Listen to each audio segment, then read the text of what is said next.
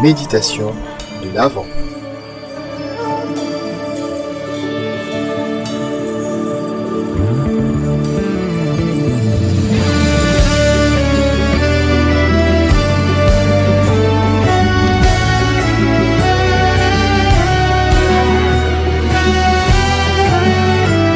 Méditation de l'Avent. Chers frères et sœurs, que Dieu soit béni pour cette rencontre via la radio. Nous entamons une nouvelle année, 5 semaines avant le 1er janvier.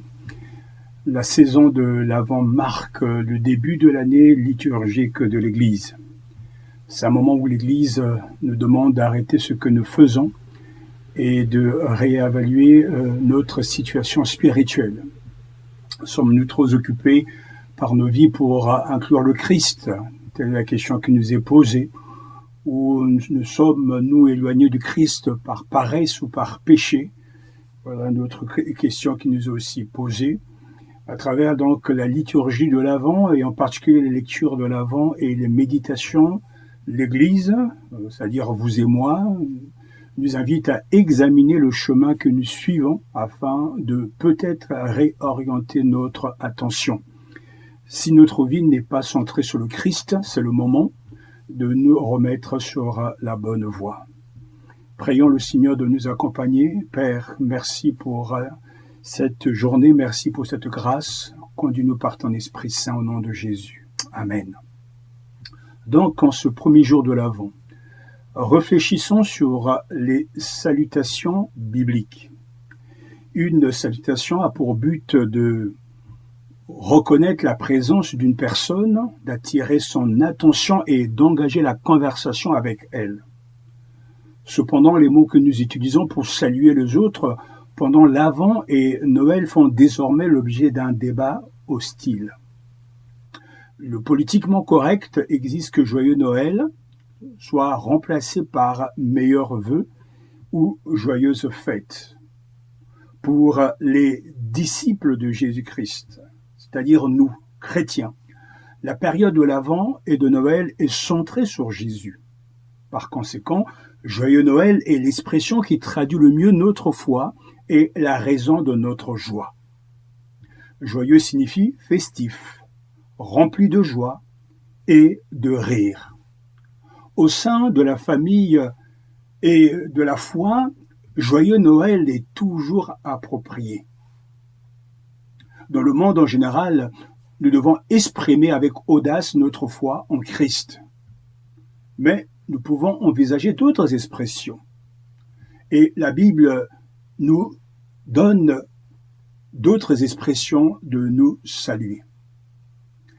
La salutation la plus courante adressée aux personnages principaux de l'Avent et de Noël était « N'ayez pas peur » ou « Ne craignez pas ». N'ayez pas peur ou ne craignez pas. C'est ainsi que Gabriel s'est adressé à Zacharie et à Marie et qu'un ange s'est adressé à Joseph et aux bergers. Nous lisons dans le Nouveau Testament, dans les évangiles, ces textes.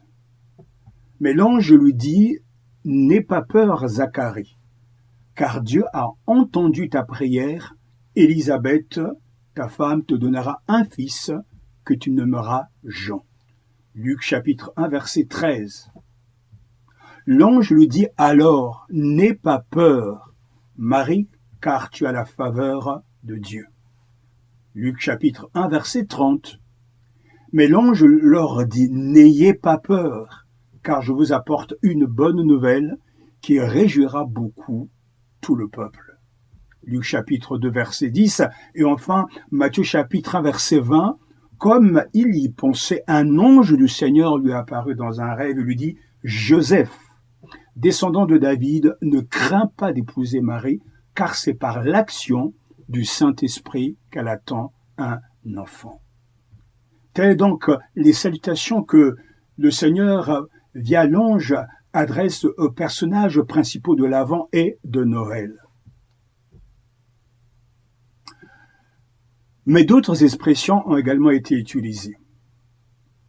Gabriel dit à Marie, « Le Seigneur est avec toi », Luc chapitre 1, verset 28.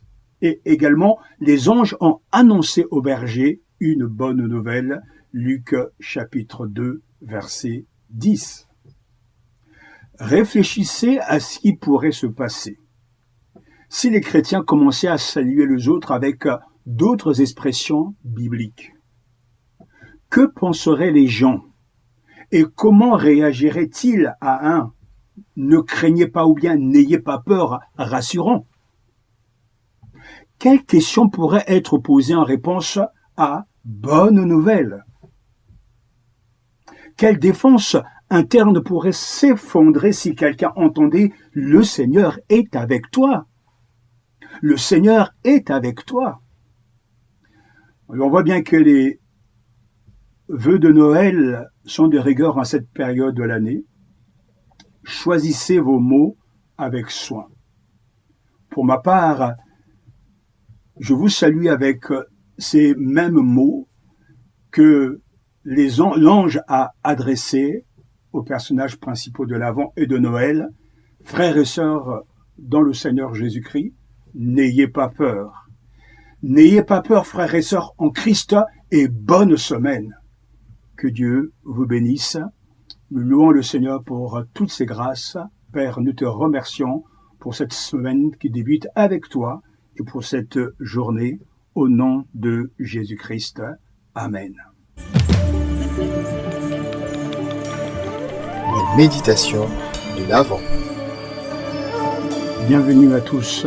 N'ayez pas peur, dit le Seigneur Jésus à tous ses disciples.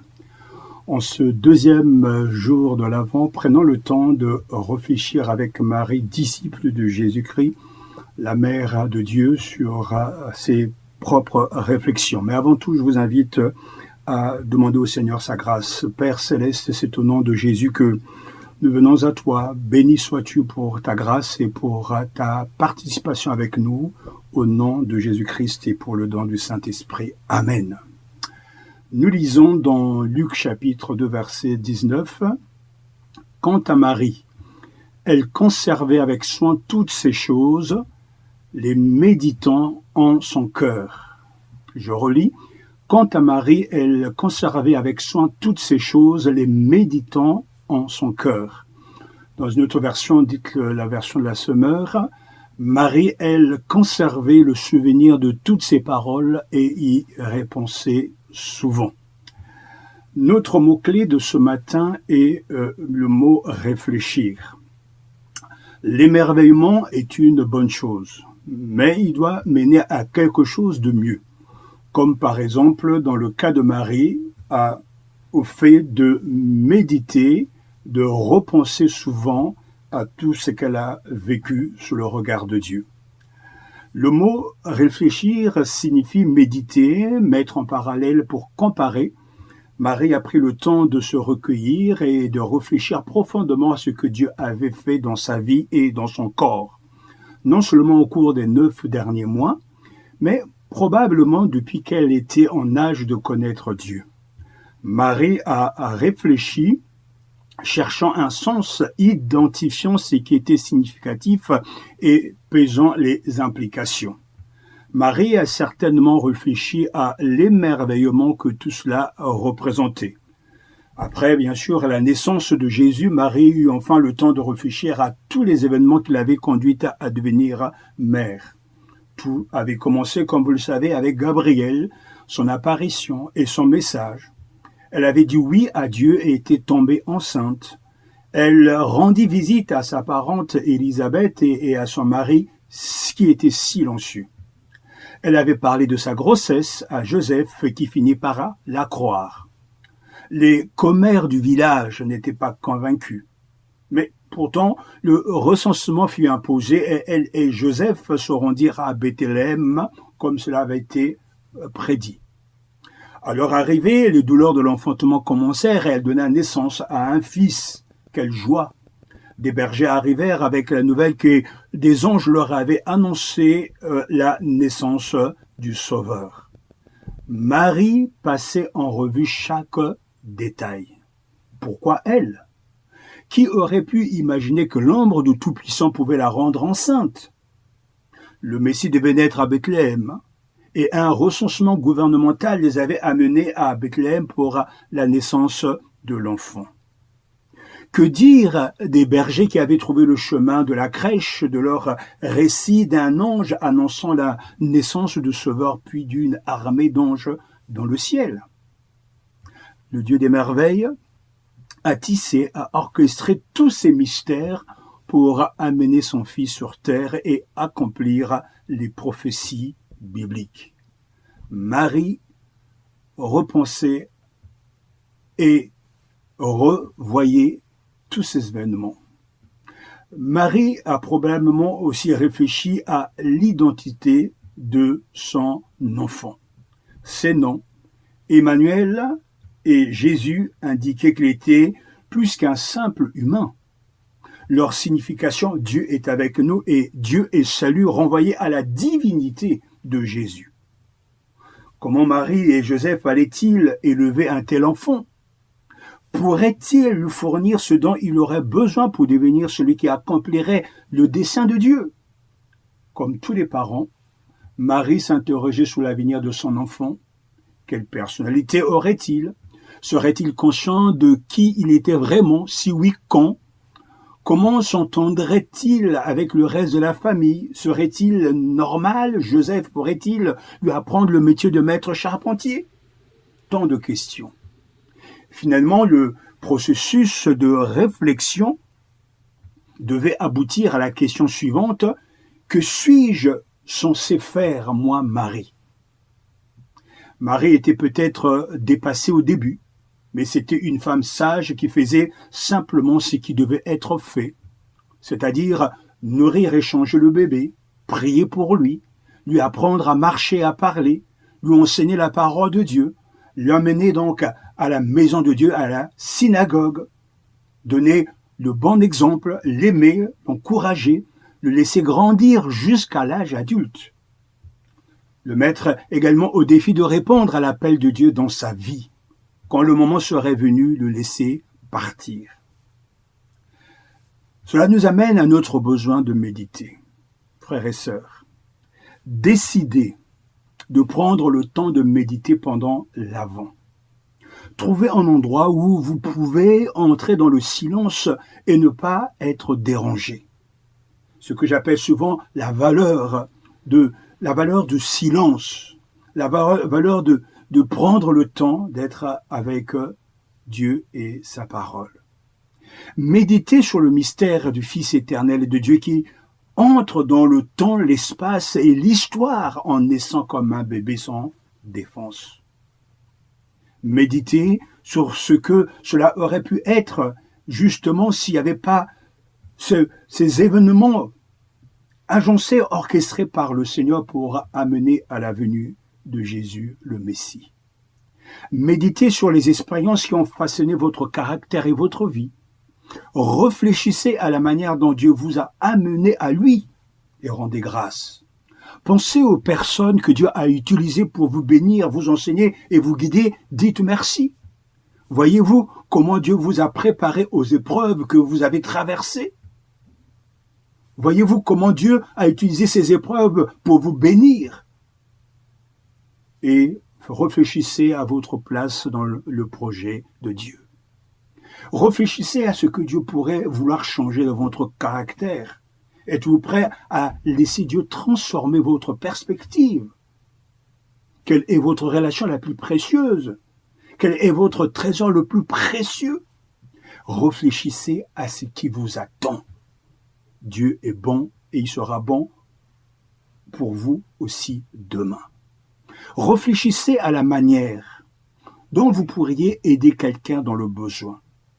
Réfléchissez à la manière dont vous pouvez aider votre famille à profiter du cadeau des relations humaines en cette période de fête et à minimiser l'importance des cadeaux.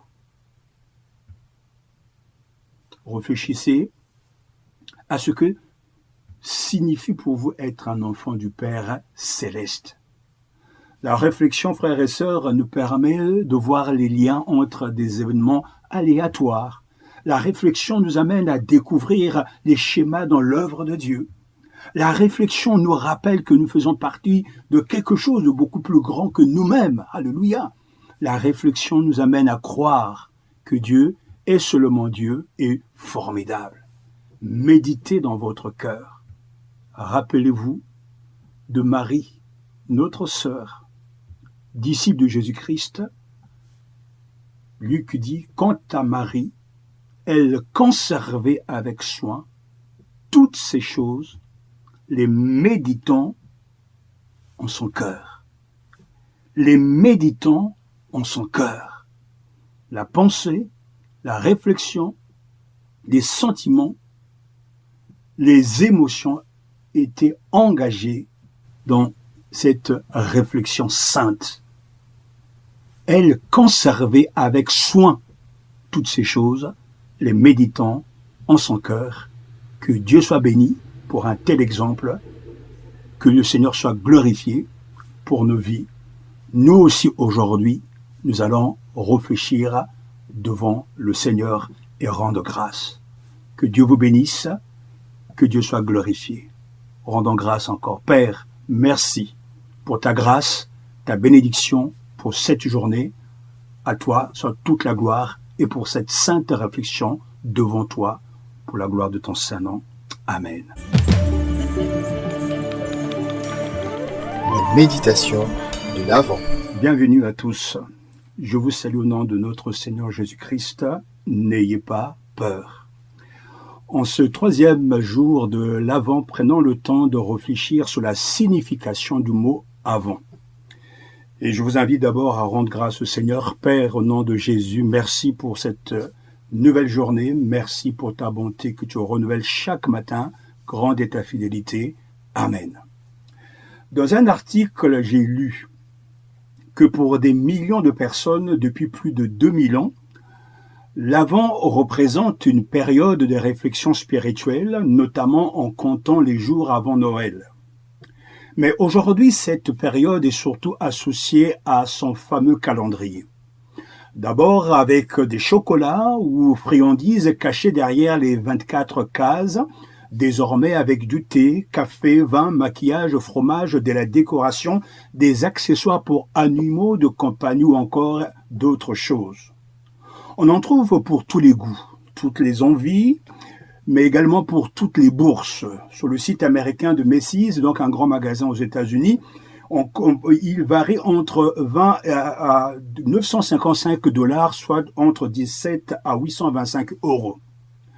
Toutes les marques s'adaptent à cette nouvelle demande, comme Bonne Maman, la marque française de confiture, a quadruplé la production de son calendrier de l'Avent depuis son lancement en 2017.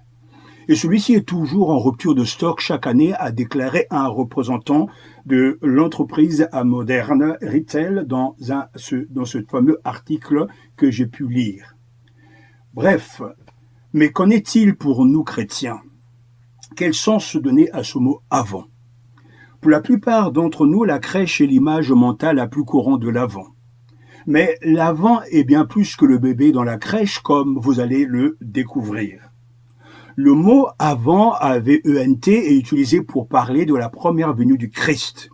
Le mot « avènement » signifie donc « venue » et fait référence à la venue de Jésus-Christ sur terre sous la forme d'un enfant et à son retour promis sur terre, connu sous le nom de seconde venue. La première question à se poser sur la première venue du Christ est la suivante.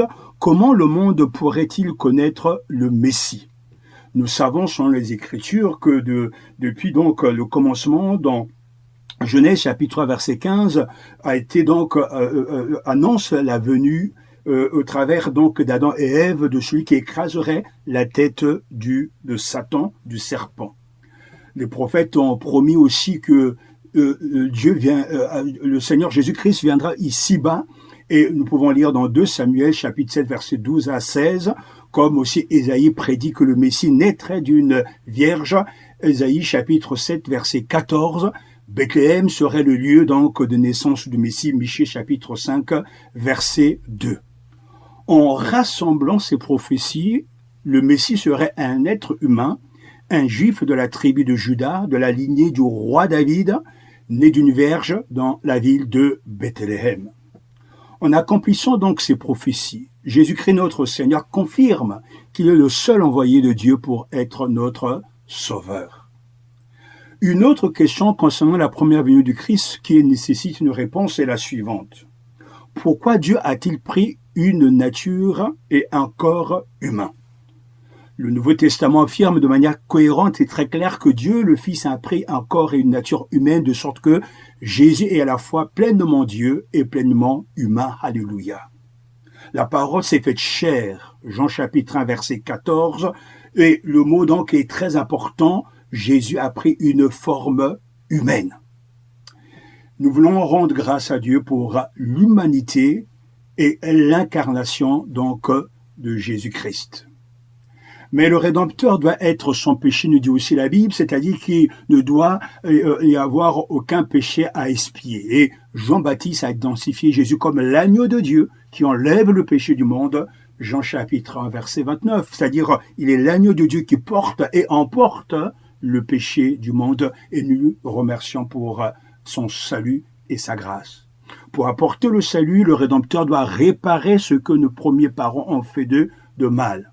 Et c'est pour ça que Jésus est aussi appelé le second Adam, parce qu'il a restauré ce qu'Adam avait perdu. 1 Corinthiens chapitre 15, verset 45, Dieu a fait de celui qui n'a pas connu le péché un péché pour nous, afin que nous devenions en lui justice de Dieu.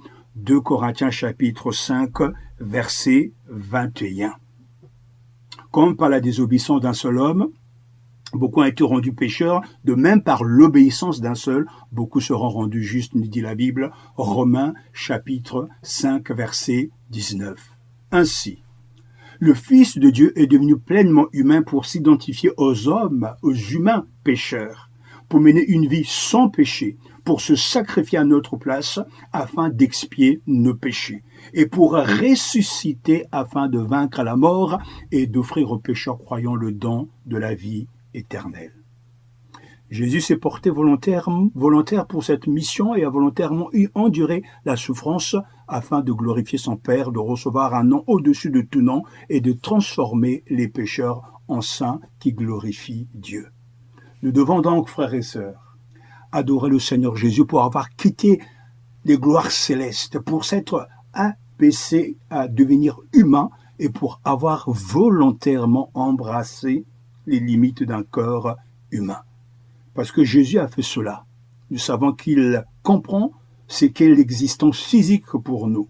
Nous pouvons également nous réjouir à l'idée d'avoir un corps semblable à son corps ressuscité. Et enfin, la dernière question que nous pouvons nous poser pour comprendre justement la première venue de Jésus est cette question: pourquoi Jésus est-il venu sur cette terre?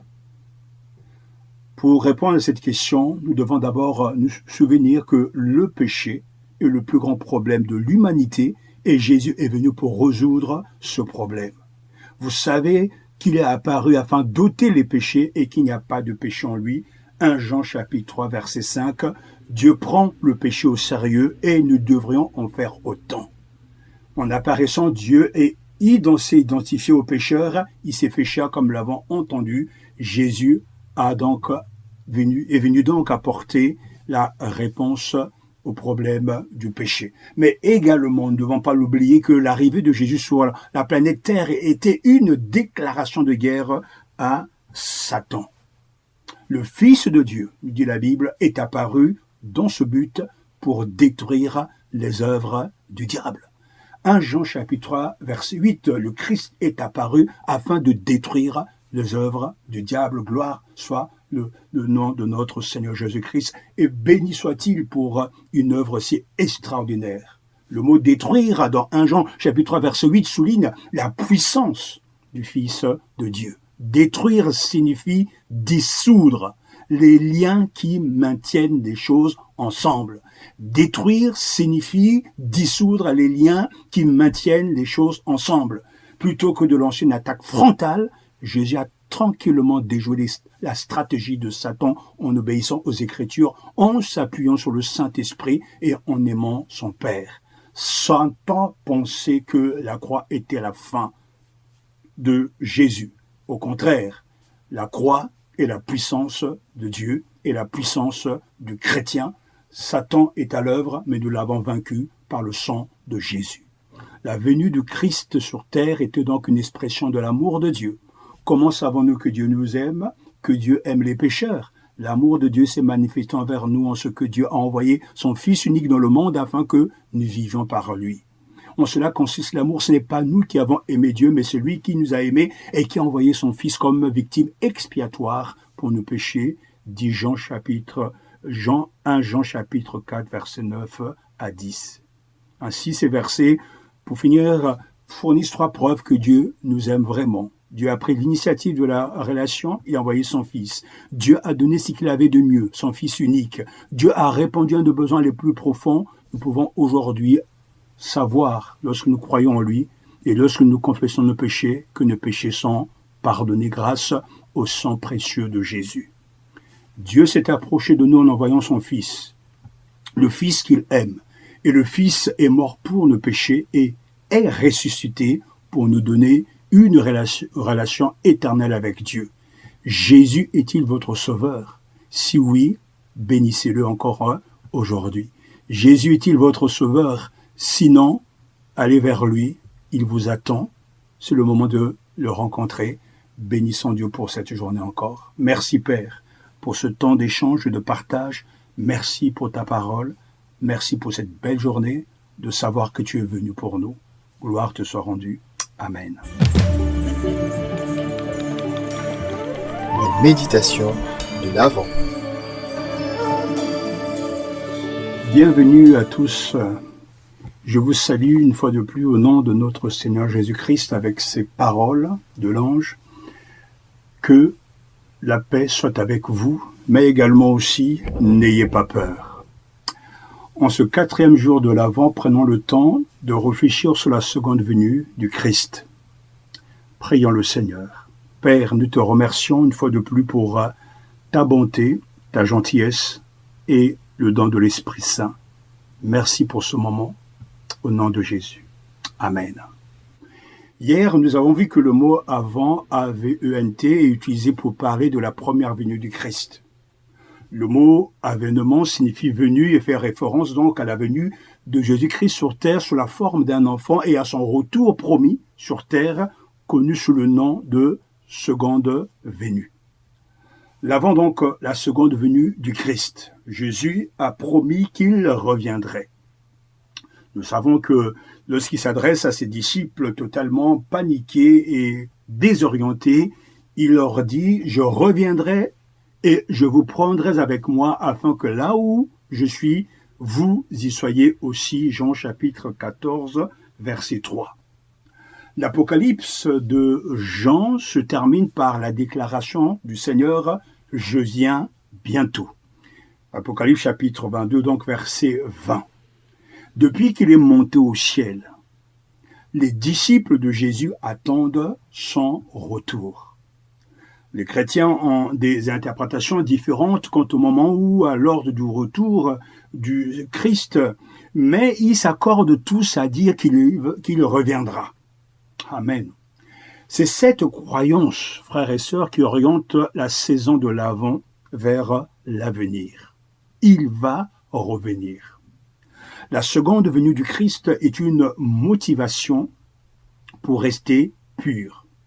Nous savons que lorsqu'il apparaîtra, nous serons semblables à lui, car nous le verrons tel qu'il est, et quiconque a cette espérance en lui se purifie. 1 Jean, chapitre 3, versets 2 à 3. Comme nous ne connaissons pas le moment de son retour, et que nous voulons le rencontrer sans honte, nous ne devons pas laisser le péché nous dominer. Prenons le temps de nous purifier, de confesser nos péchés et de recevoir le pardon de Dieu par sa grâce au nom de Jésus. Ainsi, frères et sœurs, pour nous, la seconde venue signifiera une libération des limitations corporelles. La Bible le dit très clairement, lorsque le Christ viendra du ciel, Il transformera le corps de notre humble état pour le rendre conforme au corps de sa gloire. Philippiens chapitre 3, verset 21. Il transformera le corps de notre humble état pour le rendre conforme au corps de sa gloire. Nos corps sont un champ de bataille spirituel. Et la maladie et le temps ont des conséquences physiques. Le retour du Christ signifie avoir un corps comme celui de notre Seigneur ressuscité. Alléluia. Nous avons là une raison de le louer, de le remercier. Nous serons transformés et nous serons revêtus de ce corps glorieux. Corps illimité, sans péché, sans tache et sans noirceur. Ensuite, ce qu'il nous faut retenir, lorsque l'on parle de la seconde venue, ce que la seconde venue de notre Seigneur signifie la défaite finale de Satan. Il faudra prendre le temps de lire les chapitres 19 à 20, le dernier livre de la Bible, donc c'est l'Apocalypse. Là, on peut y trouver que la guerre qui fait rage depuis le jardin d'Éden prendra enfin fin. Ouf! La résistance au Christ roi cessera lorsque Satan et tous ses disciples seront jugés et envoyés vers leur châtiment éternel. Dans ce même livre de l'Apocalypse, les chapitres 21 à 22, nous avons aussi des éléments de ce que nous pouvons, nous aussi, à garder et nous projeter avec une grande espérance, sachant que le retour du Christ marquera l'avènement des nouveaux cieux et de la nouvelle terre. Rien que ça. La description de l'état éternel commence par nommer ce qui n'existera plus. Et la liste, elle est tellement longue. Il n'y aura plus de larmes, plus de mort, plus de deuil, plus de pleurs, plus de douleur, plus de nuit et plus de malédiction. Les blessures seront guéries, la paix régnera et nous verrons notre Sauveur face à face sous le plus grand des privilèges. Et ainsi nous serons toujours avec le Seigneur, dit donc Paul dans 1 Thessaloniciens chapitre 4 verset 17. Et nous serons toujours avec le Seigneur jusqu'à la fin des temps. Ceux qui croient, ou plutôt, seuls ceux qui croient en lui attendent le retour du roi des rois. En fin de compte, tout genou fléchira et toute langue confessera que Jésus-Christ est Seigneur. Philippiens chapitre 2 verset 10 à 11 nous le dit très clairement, afin qu'au nom de Jésus, chacun plie le genou dans le ciel, sur la terre et sous la terre, et que toute langue reconnaisse ou confesse que Jésus-Christ est le Seigneur, à la gloire de Dieu le Père. Nous le croyons et nous le confessons. Le choix est donc de se soumettre à lui maintenant, volontairement, ou de refuser et d'être contraint de reconnaître sa seigneurie lorsqu'il viendra régner. Quoi qu'il en soit, maintenant ou après, tout un chacun reconnaîtra que Jésus est Seigneur. Tout un chacun se mettra à genoux devant le roi des rois, le Seigneur des seigneurs. Et moi, dès maintenant, à l'instant même, je me mets à genoux et je confesse son nom, et je confesse son œuvre, je confesse sa gloire, et je proclame comme vous aussi, là où vous êtes, Seigneur, tu es digne de gloire, car toi seul es le Seigneur de seigneurs. Tout genou fléchira devant toi, et toute langue confessera que tu es l'unique Seigneur et l'unique Roi. Merci. Béni sois-tu, gloire te soit rendue. Merci pour cette belle journée. Nous te bénissons et je vous bénis au nom du Seigneur. Amen. Une méditation de l'Avent. Bienvenue à tous. Je vous salue au nom de notre Seigneur Jésus-Christ. Le Christ ressuscité qui nous dit que la paix soit avec vous. Et l'ange qui transmet la salutation de la part du Seigneur, le Seigneur est avec toi.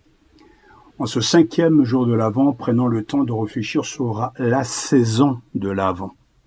Nous avons vu que d'abord l'Avent, c'est bien sûr le retour de Jésus, et avant le retour de Jésus-Christ, nous avons vu que l'Avent marque et définit en tout cas la première venue de Jésus et ensuite la seconde venue de Jésus. Mais aujourd'hui, nous allons nous arrêter sur la saison de l'Avent. Prions le Seigneur pour sa direction une fois de plus. Père, nous te remercions au nom de Jésus pour la grâce que nous avons d'avoir le temps de célébrer cette journée, cette période si particulière. Merci pour la grâce que tu nous donnes de vivre, en tout cas, cette journée au nom de Jésus-Christ. Amen. L'année ecclésiastique commence par la saison de l'Avent. Et comme nous l'avons vu, c'est un moment où les chrétiens se souviennent de la première venue du Christ à Bethléem et attendent avec impatience sa seconde venue. On peut s'interroger sur l'importance accordée à l'Avent. Après tout, rien dans les Écritures n'oblige les chrétiens à célébrer cette saison. Donc, libre à tout un chacun de le faire ou pas.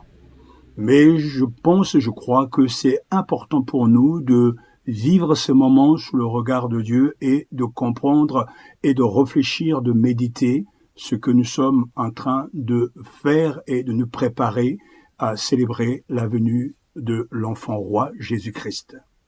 Certaines églises ne célèbrent pas les saisons et ne mettent l'accent que sur le vendredi saint et Pâques.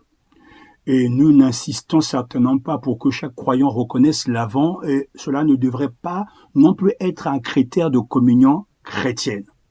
Mais considérez que l'un des dons de Dieu à Israël était un calendrier.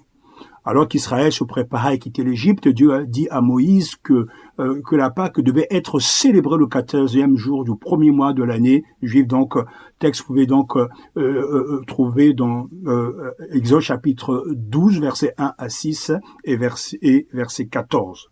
Et à partir de ce décret, les autres fêtes jeûnes et jours saints juifs ont suivi un cycle annuel, Lévitique chapitre 23, qui est un chapitre très important. Puisque Dieu a établi pour Israël des événements et des expériences à répéter et à commémorer, il est raisonnable, à mon avis, d'adopter un calendrier pour l'Église chrétienne. L'année chrétienne a été conçue autour des événements clés de la vie du Seigneur Jésus et de la vie de l'Église.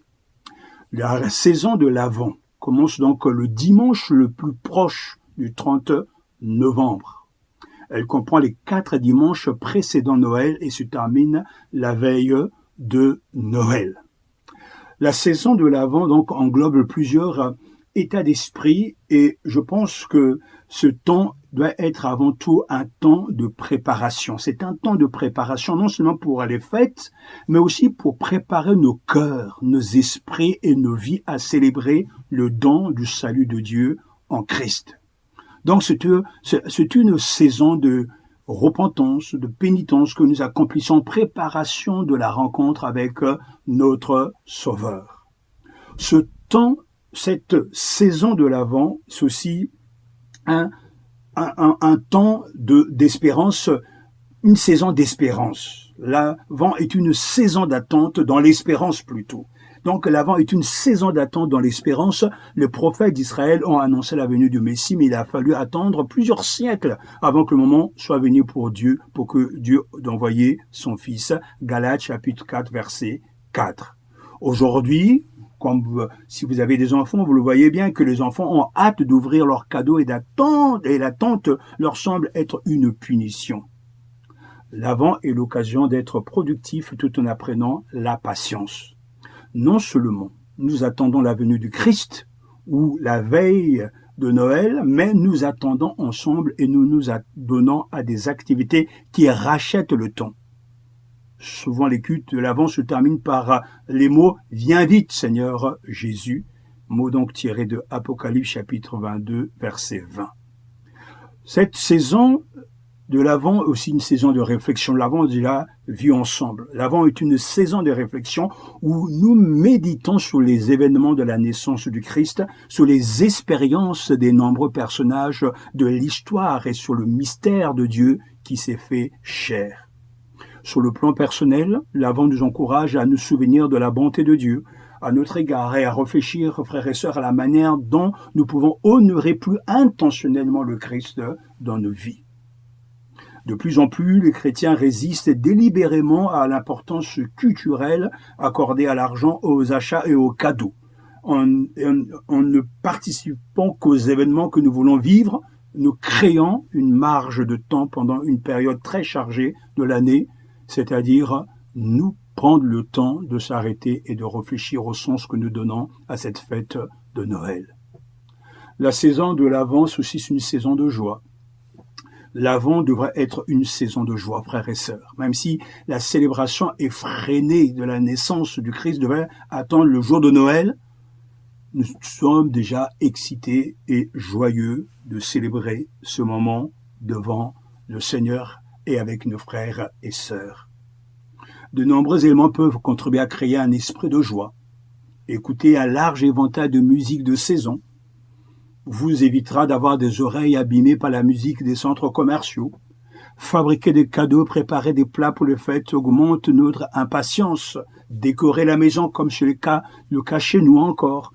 Merci à mon épouse, merci aux enfants qui participent à cette fête, à cette ambiance. Mais avant tout, la joie devrait venir de l'histoire vraie du Dieu joyeux qui apporte le salut aux pécheurs afin qu'ils puissent devenir ses enfants. Enfin, la saison de l'Avent, c'est une saison de lumière.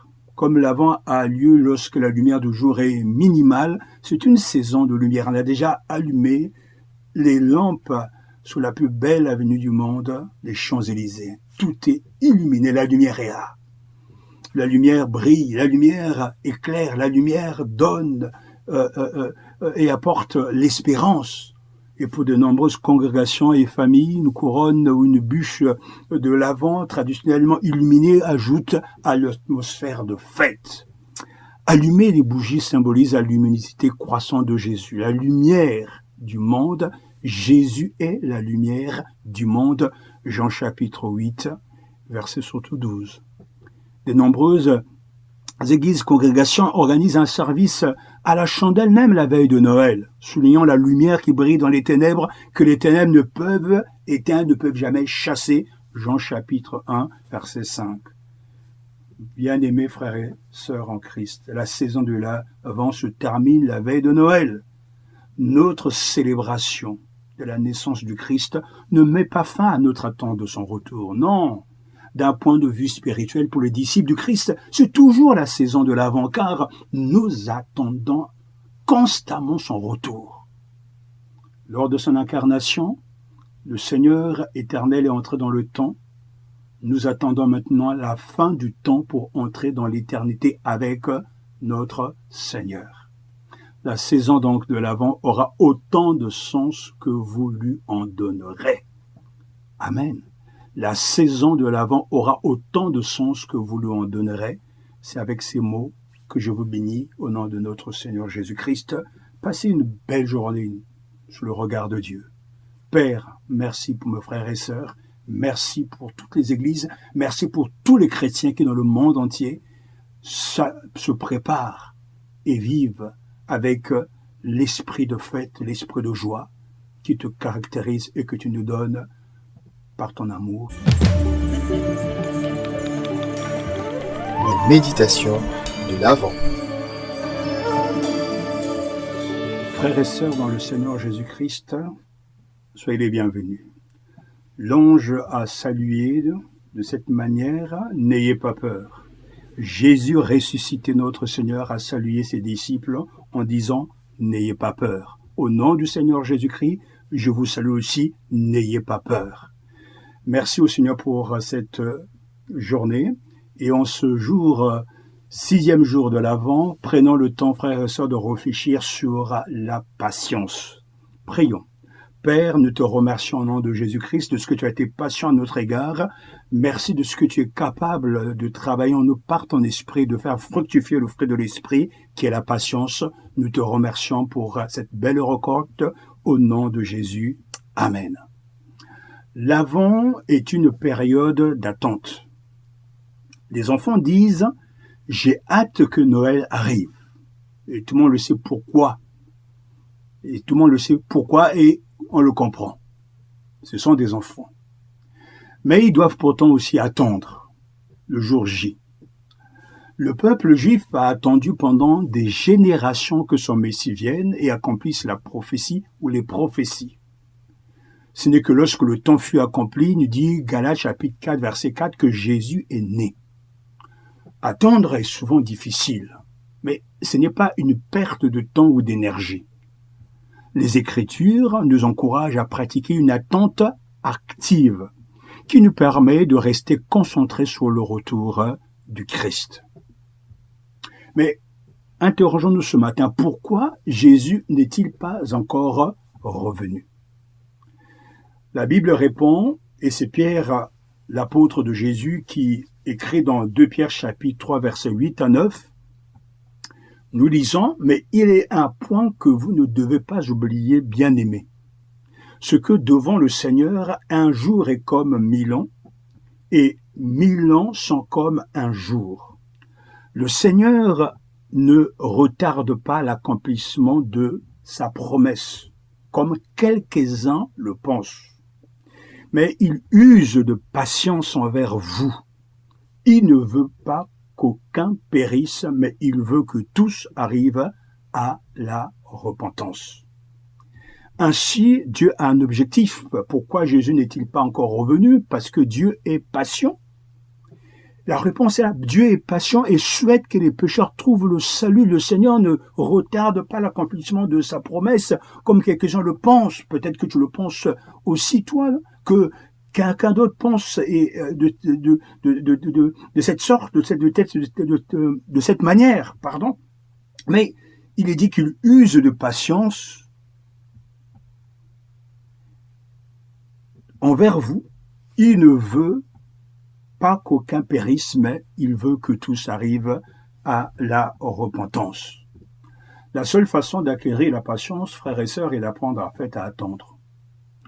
Non seulement la patience est une qualité qui nous aide à faire face à des circonstances difficiles, mais c'est aussi une vertu lorsqu'il s'agit de traiter avec des personnes difficiles. Jacques nous donne même 3 portraits de la patience dans Jacques chapitre 5, versets 7 à 8 et versets 10 à 11. Je lis pour vous, frères, patientez donc jusqu'à ce que le Seigneur vienne.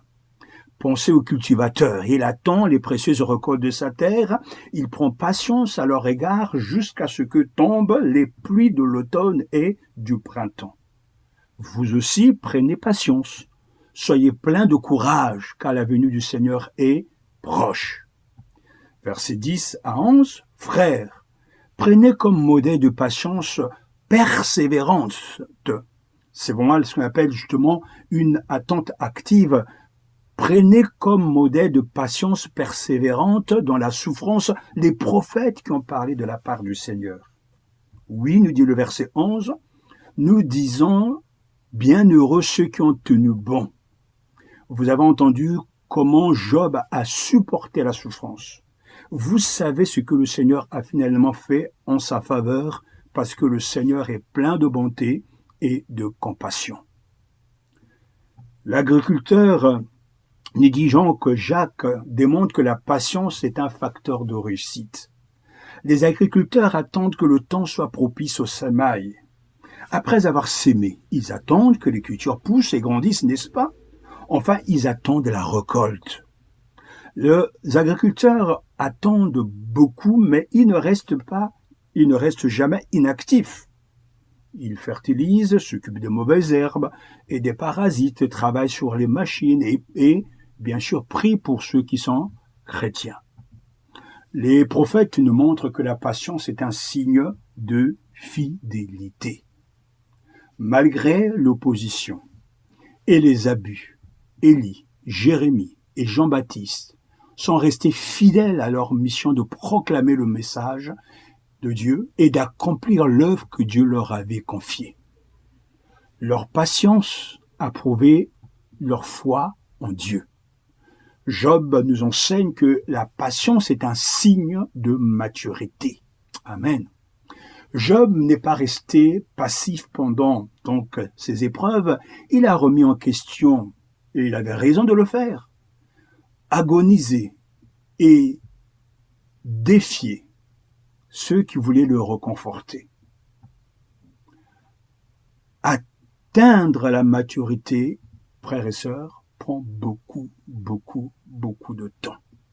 Mais pourtant, Dieu a promis de œuvrer pour nous rendre patients et matures. C'est peut-être la raison pour laquelle ce sont des personnes âgées qui possèdent la patience. Et c'est vrai. Dans le cas de Job, ce qu'il attendait n'était pas les dons de Dieu, mais Dieu lui-même. Quel devait être notre désir le plus profond? Attendre Dieu lui-même. Son intervention, son heure, ses bénédictions. Nous attendons le retour de Jésus. Nous attendons ensemble son retour. Attendre est beaucoup plus facile quand on attend avec. On attend avec foi, on attend avec patience, on attend avec amour, on attend avec les autres la venue de notre roi. Que Dieu soit béni de ce que nous pouvons compter sur sa grâce pour que l'Esprit Saint qu'il nous a donné œuvre en nous afin que le fruit de l'Esprit soit notre partage. Que Dieu soit béni. Dieu est patient. Pouvons-nous prendre un court moment, frères et sœurs, pour remercier notre Dieu et lui dire merci de ce qu'il a été si patient vis-à-vis de tout un chacun. Et vous savez de quoi je parle. Patient, il a été avec moi. Il est aussi patient avec toi. Et nous aussi, comme Jacques l'a dit, prenez patience. Soyez pleins de courage, car la venue du Seigneur est proche. Amen. Père, nous te remercions pour ta patience. Jésus, nous te bénissons pour ta patience. Esprit Saint, nous te bénissons de ce que tu es aussi patient et que c'est toi qui nous fait porter ce fruit qui est la patience. Merci. Amen. Les méditations de l'Avent. Frères et sœurs, je vous salue au nom de Jésus-Christ. Que la paix soit avec vous. Et aussi, n'ayez pas peur. Parole de l'ange et parole aussi de Jésus notre Seigneur. Prions avant donc de commencer cette méditation. Nous voulons remercier le Seigneur Jésus pour tout ce bien que tu nous fais, pour ta présence dans nos vies, pour cette semaine passée avec toi, devant toi, et merci pour ta compagnie et ta présence. Merci pour ce moment. Amen. En ce 7e jour de l'Avent, prenons le temps de réfléchir sur le bébé de Noël. C'est un sujet que j'aime énormément, mais j'ai peu de temps, mais il est riche de sens et riche vraiment de messages bibliques. D'abord, retenons ce verset que nous connaissons très bien. Imaginez Dieu venant sous la forme d'un bébé, et Ésaïe l'a écrit, car un enfant nous est né, un fils nous est donné. Oui, un enfant nous est né. Un fils nous est donné. Les théologiens juifs savaient que leur Messie devait naître dans la tribu de Juda, même s'ils auraient préféré qu'il vienne d'une autre manière. La première prophétie donc annonce la venue de Jésus, parlant donc de la descendance ou de la sémence de la femme, Genèse chapitre 3, verset 15. Et imaginez donc Dieu venant sous la forme d'un bébé, la société vénère la grandeur. Mais pourtant, ce qui est petit et puissant, tel est le cas dans ce que nous lisons dans la parole de Dieu. Lorsque Dieu a voulu vraiment faire des grandes choses, Dieu a toujours envoyé un petit bébé, un couple souvent âgé et stérile. Dieu a toujours utilisé ce canal si particulier, si riche. C'est vraiment un sujet vraiment que je porte, qui me plaît énormément. C'est pour ça que, laissez-moi vous résumer ces quelques vérités. Tout a commencé, rien que dans l'Ancien Testament, avec un bébé. Lorsque son peuple était en esclavage en Égypte, que Dieu avait besoin d'un libérateur, il a envoyé un petit garçon, un couple juif pieux, et Moïse a grandi pour délivrer ce peuple. Plusieurs générations après la conquête de Canaan par Israël, le peuple s'est tourné vers les idoles, par exemple, et la lumière de la vérité de Dieu s'est affaiblie. Qu'est-ce que Dieu a fait? Dieu a envoyé un petit garçon à Anne et Elkana, et Samuel a grandi pour ramener la nation vers Dieu. Une fois de plus, encore parti donc dans les ténèbres, dans l'idolâtrie, Dieu a amené 2 veuves à Bethléem, Naomi et Ruth a épousé qui? Boaz, et donné naissance à qui? À Obed. 2 générations plus tard, le petit-fils donc d'Obed, David, est né et Dieu l'a utilisé pour rétablir le royaume que le roi Saül avait presque détruit. Jésus allait naître de la famille de David. Oui, les bébés sont petits, mais ils sont la meilleure réponse de Dieu aux besoins du monde. La société vénère le pouvoir, mais tel n'est pas le cas avec Dieu. Le peuple d'Israël, au temps donc de Jésus, était sous la coupe de l'Empire romain, n'avait ni liberté ni pouvoir, etc. Finalement, la libération est venue sous la forme d'un bébé. À cause de Jésus, César Auguste a dû promulguer un décret qui a amené Marie et Joseph de Nazareth à Bethléem, où le prophète avait dit qu'il naîtrait à cause de Jésus. Une multitude d'anges est venue du ciel pour saluer sa naissance par leur louange. Il a attiré les bergers loin de leur troupeau vers la crèche où ils l'ont adoré. Grâce au bébé Jésus, une étoile merveilleuse s'est déplacée de sa place pour guider les mages jusqu'à la maison où il se trouvait et ils lui ont offert des cadeaux. Ce bébé était si puissant que sa naissance a grandement troublé Hérode le Grand et a agité toute la ville de Jérusalem. Mais Jésus n'est plus un bébé dans une crèche. Il est le roi des rois et le seigneur des seigneurs, bien au-dessus de toute domination, de toute autorité, de toute puissance, de tout titre qui peut être donné. Éphésiens chapitre 1 verset 21.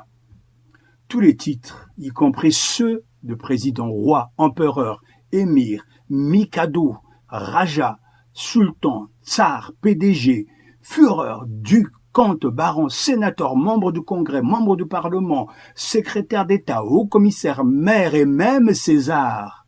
L'autorité de Jésus est la plus grande de toutes. Alléluia. Lorsque nous revendiquons ces promesses, frères et sœurs, lorsque nous nous soumettons à son Saint-Esprit, lorsque nous prions et lorsque nous obéissons, nous partageons cette autorité et accomplissons ses desseins sur cette terre. Alléluia. La société vénère la richesse. Les bébés sont riches en potentiel, mais pauvres en possession, peu importe le nombre de beaux cadeaux que les gens peuvent leur offrir. Un bébé ne peut pas posséder de biens, hériter d'un patrimoine ou signer un chèque. Les bébés ne savent même pas qu'ils sont des bébés. Avec le temps, ils apprennent qui sont leurs parents, leurs frères et sœurs, et quelle est la valeur de leur famille, mais ne possèdent pas un centime tant qu'ils ne sont pas en âge d'hériter. Jésus n'est pas né dans une maison confortable, on le sait, entouré de personnes aimantes. Il est né dans une étable, entouré d'étrangers et d'animaux de ferme. Merveilleux sauveur. Son père adoptif, Joseph, était charpentier, un homme trop pauvre pour apporter un agneau en sacrifice. Luc chapitre 2, versets 21-24. Quand Jésus a grandi et s'est consacré à son ministère, il n'avait pas d'endroit où poser sa tête. C'est incroyable. Il a emprunté des bateaux même pour voyager. Il a emprunté le déjeuner d'un petit garçon pour nourrir une foule de milliers de personnes. Il a emprunté un âne pour sa présentation lors du dimanche des Rameaux. Même ça, à Jérusalem, il a emprunté une chambre haute pour sa dernière Pâque. Il a même emprunté un tombeau pour pouvoir être enterré correctement après la mort sur la croix.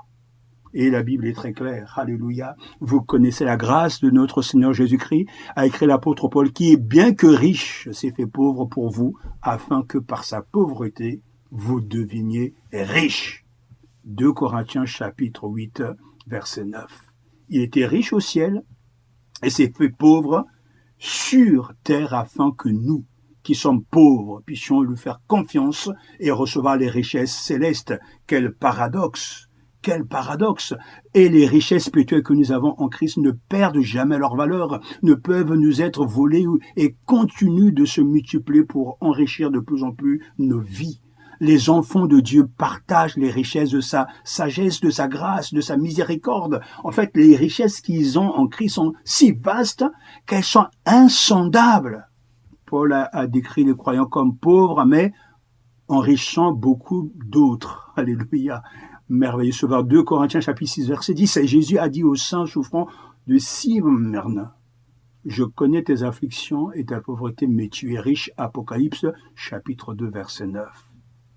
Les richesses de ce monde sont incertaines, mais celles que nous avons en Christ sont éternelles. La société veut de résultats instantanés, n'est-ce pas? Mais le Seigneur, il ne travaille pas de cette manière. Il fait tellement preuve de patience. Plus tôt nous apprendrons que Dieu n'est pas pressé, plus nous aurons la paix dans nos cœurs et plus nos vies seront efficaces. Quelle belle leçon. Plus tôt nous apprendrons que Dieu n'est pas pressé, plus nous aurons la paix dans nos cœurs et plus nos vies seront efficaces. Nous ne voulons pas suivre les foules hyperactives qui nous entourent. Nous voulons imiter ceux qui, par la foi et la patience, héritent de ce qui a été promis. Hébreux chapitre 6, verset 12. Le mot qui désigne cette attitude inestimable, frères et sœurs, c'est le mot espérance. Lorsque de nouveaux parents regardent avec amour leur précieux bébé, leur cœur est rempli d'espoir, car chaque bébé a un avenir. La question qui a été posée à propos de Jean-Baptiste, âgé de 8 jours, peut-être concernant le nouveau-né, c'est cette question que Luc nous rapporte. Que sera donc cet enfant? En effet, la main du Seigneur était avec lui. Luc chapitre 1, verset 66. Que sera donc cet enfant? Le docteur Luc a rapporté l'histoire de la conception, de la naissance et de la présentation de notre Seigneur au temple, puis a fait un saut jusqu'à sa 2e année, puis jusqu'à sa 30e année, lorsqu'il a commencé son ministère public, Luc chapitre 2 et chapitre 3. Ces années non mentionnées étaient-elles sans importance? Bien sûr que non. Elles n'ont tout simplement pas été consignées car c'était une période pendant laquelle le Père préparait son Fils à 3 années de ministère sacrificiel qui ont culminé avec la croix, la résurrection et l'ascension. Le Père n'a pas considéré comme une perte de temps le fait d'investir 30 ans pour équiper son Fils en vue de l'œuvre la plus importante jamais accomplie sur cette planète. Les paroles du Père après le baptême de Jésus nous indiquent que Jésus a reçu toutes les épreuves. Celui-ci est mon Fils bien-aimé, en qui j'ai mis toute mon affection. Matthieu chapitre 3, verset 17. Et je finis avec ces paroles de Philippe Brooks. Ô saint enfant de Bethléem, descends vers nous, nous t'en prions. Chasse nos péchés et entre en nous. Nais en nous aujourd'hui. Nous entendons les anges de Noël annoncer la grande nouvelle. Ô viens à nous, demeure avec nous, notre Seigneur Emmanuel. Oui, telle est notre espérance. Le bébé de Noël qui est devenu le roi des rois, le Seigneur des seigneurs, reviendra bientôt, mais il est avec ceux qui croient déjà en lui aujourd'hui. Il est vraiment, vraiment digne d'être loué et célébré. Alors faisons-le. Père, merci pour ce don inestimable de ton Fils. Jésus, merci de ce que tu as accompli la volonté du Père et que tu n'as pas raté la mission que le Père t'a confiée. Merci pour le don de l'Esprit Saint et merci, ô consolateur divin, de ce que tu nous rappelles. Et tu nous donnes envie, l'amour d'aimer la Trinité, l'Église et les choses de Dieu. Gloire et louange à Dieu. Bonne journée à tous. À bientôt. Une méditation de l'Avent.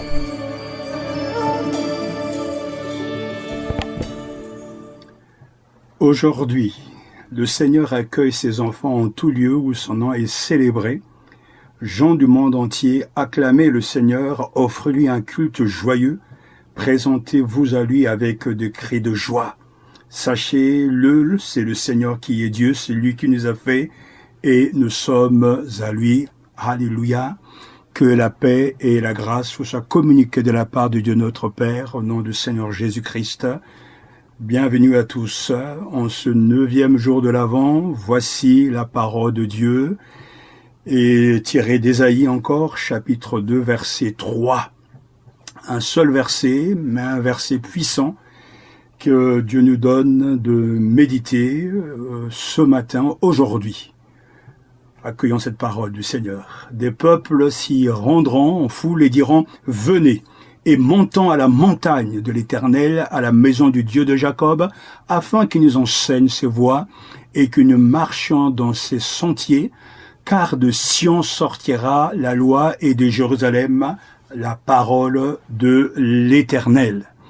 Amen. Prions. Seigneur, merci pour le privilège que nous avons de célébrer ton nom et de répondre à ton invitation, de te louer et de t'adorer. Merci pour cette journée. Merci à mes bien-aimés. Sois béni. Amen. Venez, montons à la montagne de l'Éternel, à la maison du Dieu de Jacob. Nous utilisons souvent l'expression « tout est en montée à partir d'ici » pour signifier que les choses vont être vraiment difficiles à partir de maintenant. Mais il y a une montée, frères et sœurs, une montée, promet la Bible, qui est un plaisir et non une corvée. C'est la montée pour rencontrer Dieu. Le temple de Jérusalem était situé sur une colline, donc pour y accéder, il fallait monter. La colline où se lever, une expression qui apparaît souvent dans les contextes de culte dans l'Ancien Testament. Mais tout comme monter une colline naturelle peut parfois être difficile, monter la colline pour rencontrer Dieu peut l'être aussi si nous sommes honnêtes. Mais frères et sœurs, je veux vous encourager à faire un peu d'exercice physique, mais aussi spirituel. Allez, un peu de courage, allez, montez s'il vous plaît, montons à la montagne de l'Éternel. Alléluia. Cela ne vient pas toujours facilement ou naturellement, et nous avons parfois besoin d'aide pour nous mettre en route, de continuer, quand on nous exhorte, quand on nous encourage à monter la colline. Lorsqu'il y a longtemps qu'on a arrêté le sport, on en bave, et je sais de quoi je parle. Mes frères et sœurs, on parle ici non pas d'une montée physique, mais d'une montée spirituelle, montons à la montagne de l'Éternel. Pour nous y aider, le psaume 100 nous propose donc un modèle simple pour nous exercer à monter, à faire ce que le prophète nous demande. Le psaume 100 a 4 verbes intéressants pour que nous entrons dans cet exercice spirituel avec les verbes « venez »,« connaissez »,« remerciez »,« louez ». Venez, connaissez, remerciez, louez. Lisons ce psaume.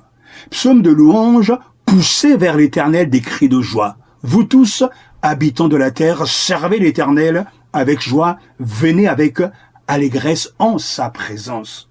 Sachez que l'Éternel est Dieu.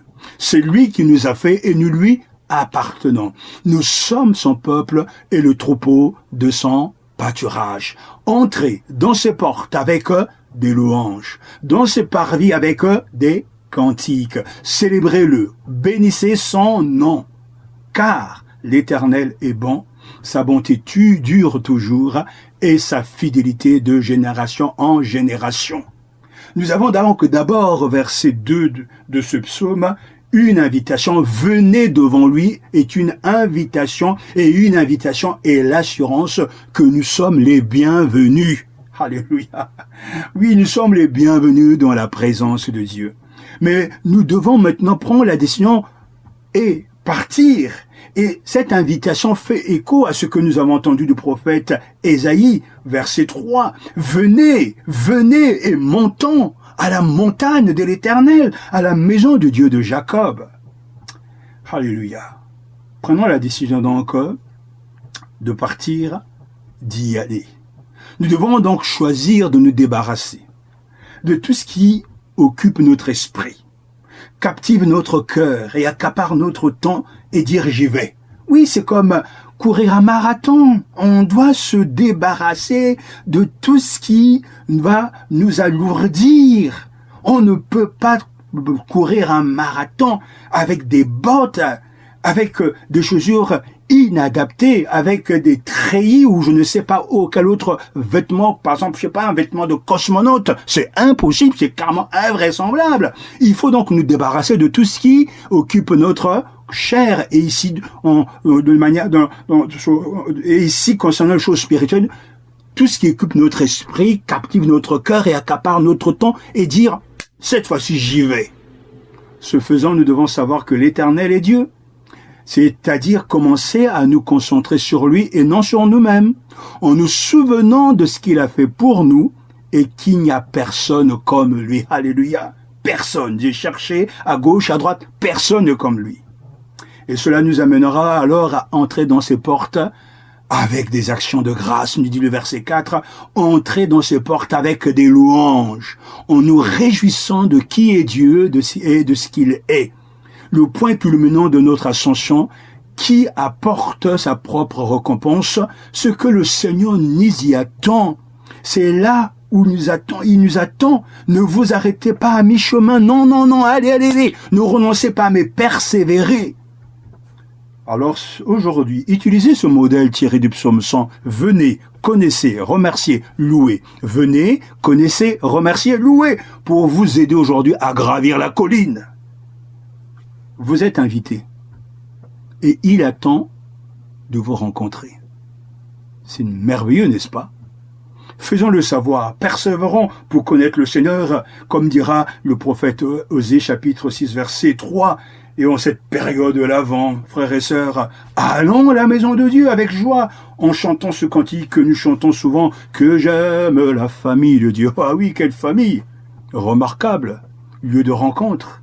En présence de Dieu, en présence de ses frères et sœurs, nous entendons et nous disons oui à cette invitation, une invitation que l'on ne peut pas refuser venant de l'Éternel, montant à la montagne de l'Éternel, à la maison du Dieu de Jacob. Puis faire quoi? Pour pleurer, pour nous regarder les uns les autres, pour nous apitoyer? Non, comme dit le prophète, afin que nous enseigne ses voies et que nous marchons dans ses sentiers, car de Sion sortira la loi et de Jérusalem la parole de l'Éternel. Allez, tout le monde, montons à la montagne de l'Éternel.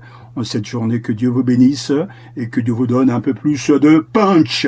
Oui, j'aime en tout cas ce temps de louange. Venez avec allégresse en sa présence, sachez que l'Éternel est Dieu, c'est lui qui nous a fait et nous lui appartenons. Nous sommes son peuple et le troupeau de son pâturage. N'ayez pas peur. Soyez bénis en cette journée. Louons le Seigneur. Père, nous te rendons toute la gloire. Nous entrons dans tes parvis avec des cantiques. Nous sommes venus pour te célébrer et bénir ton saint nom, car tu es bon. Et ta bonté dure toujours, et ta fidélité de génération en génération. Amen. Une méditation de l'Avent. Que la paix vous soit donnée avec l'amour et avec la foi de la part de Dieu, le Père, et du Seigneur Jésus-Christ. Soyez bénis.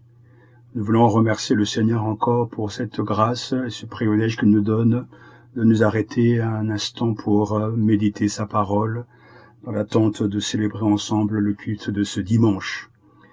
Prions et louons le Seigneur, toi qui as dit, Père, Seigneur Jésus-Christ, venez à moi, vous tous qui êtes fatigués et chargés, et je vous donnerai du repos. Seigneur, nous voici devant toi. Merci pour ta présence et merci pour ta parole. Bénis-nous au nom de Jésus-Christ. Amen. En ce 10e jour de l'Avent, voici, une fois de plus, la parole de Dieu. Ésaïe, encore, chapitre 2, verset 3.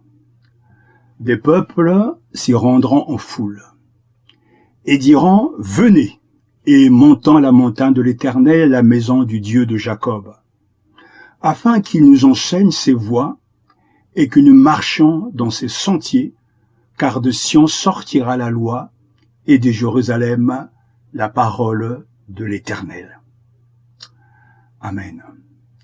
Dans les derniers jours, la montagne du temple du Seigneur sera établie comme la plus importante parmi les montagnes. Elle s'élèvera au-dessus des collines, et toutes les nations afflueront vers elle. C'est une parole remarquable, reconnaissez-le. De nombreux peuples viendront et diront, venez, montons à la montagne du Seigneur, à la maison du Dieu de Jacob. Quelle parole! Quelle parole! Avez-vous remarqué, frères et sœurs, à quel point certaines personnes peuvent être étroites d'esprit, ne pensant qu'à elles-mêmes et à leur petit cercle d'intérêt? Vous l'avez remarqué, n'est-ce pas? Mais heureusement que Dieu n'est pas comme ça. Dieu a un grand cœur et une grande vision. Waouh, c'est fort. Dieu a un grand cœur et une grande vision. Amen. Ainsi, s'il a choisi Israël comme moyen, comme vecteur de son amour, il n'a jamais voulu que cet amour s'arrête là. Jamais. Dès le début, le grand cœur de Dieu. Et cette grande vision était une vision mondiale.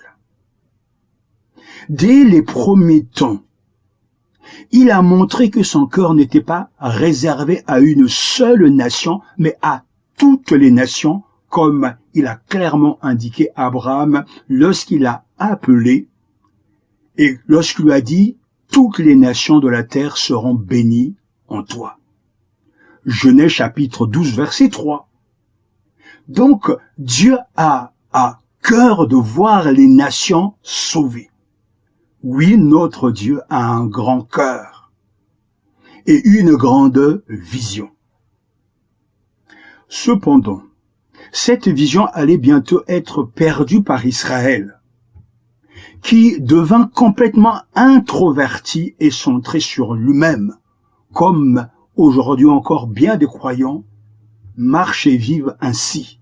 Ils ne pensent qu'à eux, au lieu de regarder les intérêts des autres, de regarder et d'entrer dans la vision mondiale de Dieu. Mais pourtant, Dieu continue à œuvrer et il continue toujours à travailler pour que sa vision se réalise et elle se réalisera. Ainsi, peu à peu, il en vint à croire que les desseins de Dieu concernant Israël ne concernaient qu'eux et que tout ce que les païens pouvaient espérer était le jugement. Israël le pensait. Cependant, certains prophètes regardèrent vers l'avenir et virent quelque chose de plus grand et de meilleur, promettant qu'un jour, les nations afflueraient pour connaître Dieu par elles-mêmes. Alléluia. Jésus, notre Seigneur, a renforcé cette promesse de Dieu lorsqu'il a cité Ésaïe lors de la purification du temple, rappelant au peuple que Dieu avait dit « Ma maison sera appelée une maison de prière pour toutes les nations ». Ésaïe chapitre 56, verset 7 et Marc chapitre 11, verset 17, « Ma maison sera appelée une maison de prière pour toutes les nations ». Ni la promesse de Dieu, ni le cœur de Dieu n'ont changé. Alléluia. Cela signifie, bien-aimés, que sa vision pour les nations devrait faire partie intégrante de notre vie en tant que son peuple. Que ce soit par nos prières, nos dons ou nos voyages, tout doit être fait pour la gloire de Dieu. Tout doit être fait pour que cette vision soit réalisée, accomplie. Il est tout à fait impossible pour nous de rester étroits d'esprit, alors que Dieu a un cœur si grand. Dieu a promis des grandes choses concernant les nations. Pourquoi donc ne pas lui demander aujourd'hui quel rôle vous pouvez jouer dans cela? Pourquoi ne pas lui demander aujourd'hui quel rôle vous pouvez jouer dans cela? C'est lui qui a dit « J'ébranlerai toutes les nations ». Les trésors de toutes les nations viendront et je remplirai de gloire cette maison, dit l'Éternel des armées, Agée chapitre 2, verset 7. Je voulais cette parole prophétique, cette parole d'espérance, cette parole audacieuse. Dieu dit, j'ébranlerai toutes les nations les trésors de toutes les nations viendront et je remplirai de gloire cette maison, dit l'Éternel des armées.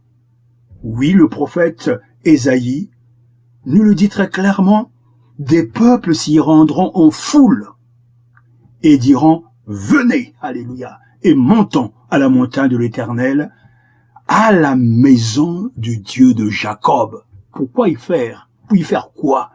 Mais le prophète répond, afin qu'il nous enseigne ses voies et que nous marchons dans ses sentiers, car de Sion sortira la loi et de Jérusalem la parole de l'Éternel. Béni soit le nom de notre Seigneur, gloire et louange à notre Dieu. Que la paix vous soit donnée avec l'amour et avec la foi de la part de Dieu, le Père et du Seigneur Jésus-Christ. Béni soit le Seigneur. Cherchons donc dès maintenant à entrer dans ce projet et devenons aussi utiles dans les mains et entre les mains de Dieu notre Père. Louons-le pour ce privilège d'être associés et de pouvoir aller dire aux autres, venez, montons à la montagne de l'Éternel, à la maison de Dieu. Il y a encore de la place, que Dieu soit béni. Louons le Seigneur. Père, nous te remercions une fois de plus pour ta grâce et le privilège que nous avons de te connaître et de te servir. Merci pour cette invitation. Merci pour cette promesse. J'ébranlerai toutes les nations. Les trésors de toutes les nations viendront. De toutes les nations viendront. De toutes les nations viendront. Et je remplirai, alléluia, de gloire cette maison, dit l'Éternel des armées. Seigneur, nous signons de demain. Béni soit ton nom. Amen. Les méditations de l'Avent. Aujourd'hui, le Seigneur accueille ses enfants en tout lieu où son nom est célébré. Gens du monde entier, acclamez le Seigneur, offrez-lui un culte joyeux, présentez-vous à lui avec des cris de joie. C'est avec ces paroles, frères et sœurs, que je vous accueille via la radio Matania. Soyez bénis et que le Seigneur soit avec vous. Commençons donc par la prière. Père, merci de ce que nous avons toujours cette opportunité de te louer, de te célébrer et de nous arrêter pour méditer ta parole. Bénis-nous tous ensemble au nom de Jésus-Christ. Amen. En ce 11e jour de l'Avent, voici la parole de Dieu. Une fois de plus, nous allons lire encore Ésaïe chapitre 2, versets 2 à 5. Vous voyez que, en fait, ce passage est riche d'enseignements pour nous en cette saison de l'Avent. Accueillons cette parole. Verset 2, donc de Ésaïe chapitre 2. Il arrivera dans la suite des temps que la montagne de la maison de l'Éternel sera fondée sur le sommet des montagnes, qu'elle s'élèvera par-dessus les collines et que toutes les nations y afflueront. Des peuples s'y rendront en foule et diront « Venez !» et montons à la montagne de l'Éternel, à la maison du Dieu de Jacob, afin qu'il nous enseigne ses voies et que nous marchions dans ses sentiers. Car de Sion sortira la loi et de Jérusalem la parole de l'Éternel. Il sera le juge des nations, l'arbitre d'un grand nombre de peuples. De leurs glaives, ils forgeront des oyaux et de leurs lances des serpes. Une nation ne tirera plus l'épée contre une autre et l'on n'apprendra plus la guerre. L'on n'apprendra plus la guerre. Quelle parole. Verset 5. Maison de Jacob, venez et marchons à la lumière de l'Éternel. Amen. Ésaïe regarde depuis la beauté du commencement à travers les décombres de l'histoire jusqu'à la gloire de la consommation, la finalité de toute chose. Que prévoit-il?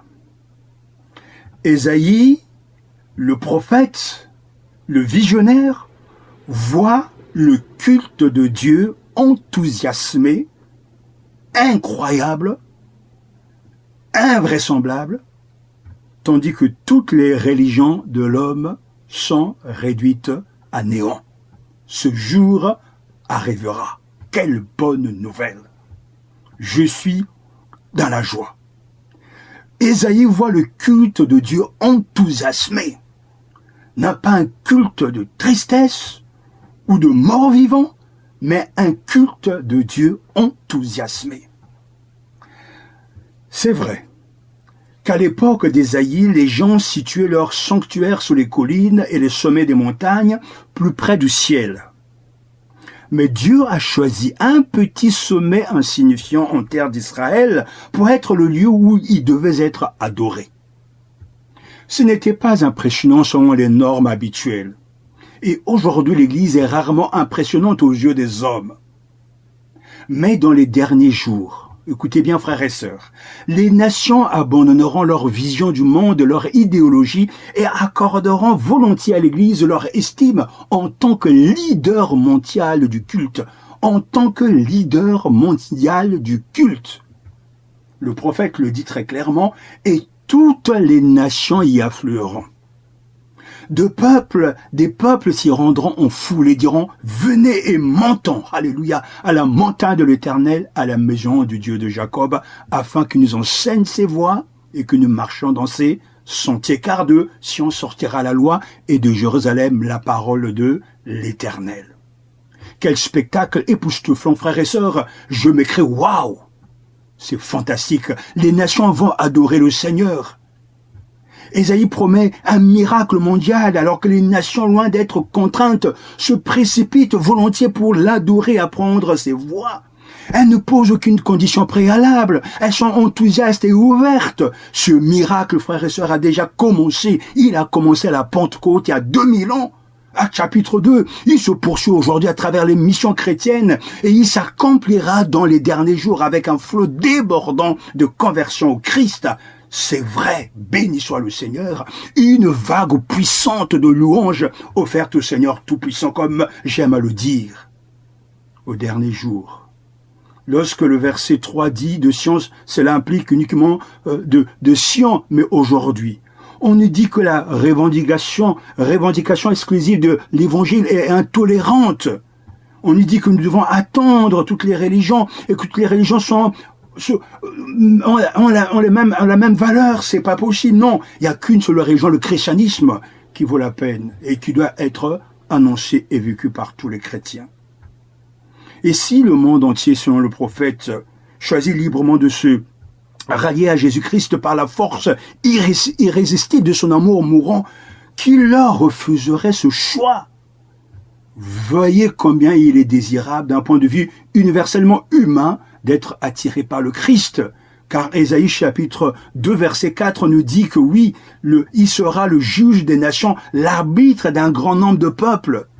De leurs glaives, ils forgeront des haillons, et de leur lance des serpes, une nation ne tirera plus l'épée contre une autre nation et il n'en apprendra plus la guerre. Lorsque l'évangile se répandra, frères et sœurs, et il le fait aujourd'hui encore, dans le monde entier, il n'y aura plus ni pratique ni même envie de faire la guerre. Aucun soldat ne laissera derrière lui veuve et orphelin. Aucun argent ne sera dépensé en matériel militaire, des contrats invraisemblables que l'on entend aujourd'hui. Des armes qui sont vendues alors que des gens souffrent. Car Jésus, lorsqu'il viendra, réglera nos différends avec une justice et une miséricorde parfaitement satisfaisante. Tout cet argent, tout ce talent, tout ce génie et tous ces efforts seront mis au service d'objectifs qui enrichissent la vie. Telle est la promesse de Dieu, c'est notre seule espérance. Et quelle est la puissance de cette espérance aujourd'hui? C'est ce que le prophète nous dit, ô maison de Jacob, venez, marchant à la lumière de l'Éternel. Le verset 5 fait écho au verset 3. Ce que dit Ésaïe au verset 5 ressemble à ce que disent les nations au verset 3. Venez, montons à la montagne de l'Éternel afin de marcher dans ses voies. Venez, marchant à la lumière de l'Éternel. La différence, elle est là. Elle réside dans les prépositions à et dans, marchant dans, et marchant à la lumière de l'Éternel.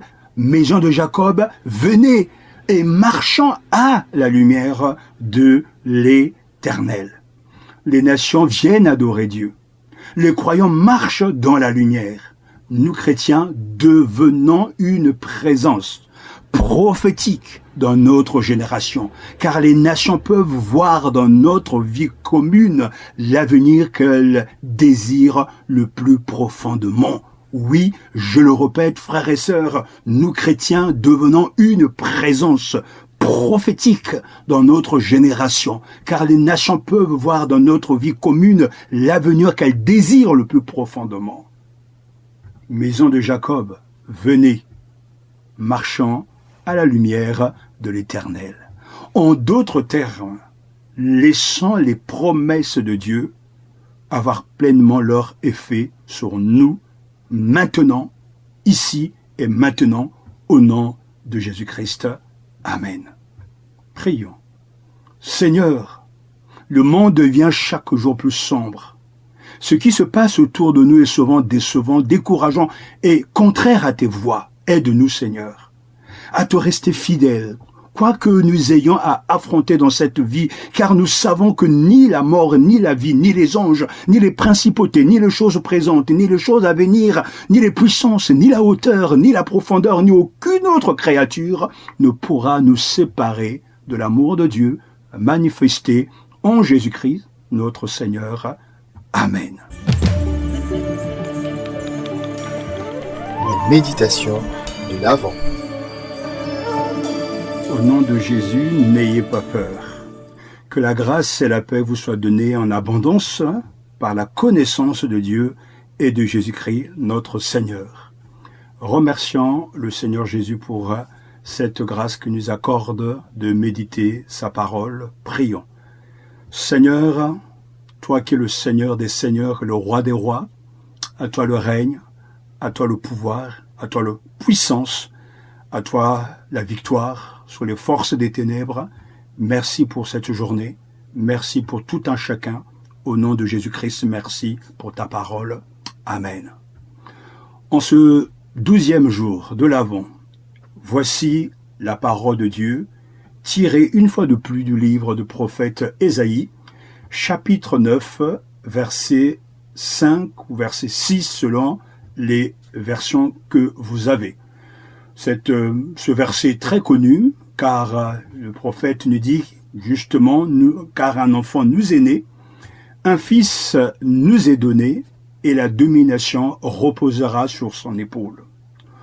On l'appellera admirable, conseiller, Dieu puissant, Père éternel, Prince de la paix. Et le verset 4 nous dit, car toute chaussure qu'on porte dans la mêlée, et tout vêtement guerrier roulé dans le sang seront livrés aux flammes pour être dévorés par le feu.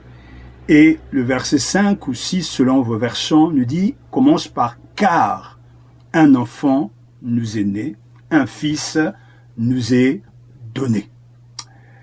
Le prophète le plus cité et le plus aimé de l'Ancien Testament est bien sûr Ésaïe. Et Ésaïe a eu une prophétie étonnante pour Akaz.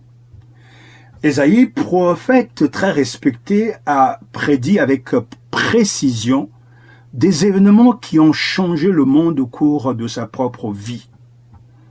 Nous sommes là, au 8e siècle avant notre ère. Dans Ésaïe, chapitre 7, verset 14, il mentionne un signe qui sera donné. C'est pourquoi le Seigneur lui-même vous donnera un signe. Voici, la Vierge deviendra enceinte et elle enfantera un fils et elle lui donnera le nom d'Emmanuel. Ésaïe développe cette prophétie au chapitre 9, où il déclare « Un fils nous est né, un fils nous a été donné ». J'insiste sur le verbe « donner », car pour moi, le verbe « donner » est le verbe préféré de Dieu. La particularité de ce verbe ici, En hébreu, c'est la forme passive qui est soulignée ici et qui veut dire que ni les humains, ni l'enfant n'auront de contrôle sur cet événement car il s'agira d'un cadeau du Père à tous. Je répète parce que c'est vraiment important. La forme passive du verbe donner souligne que ni les humains, ni l'enfant n'auront de contrôle sur cet événement car il s'agira d'un cadeau du Père à tous.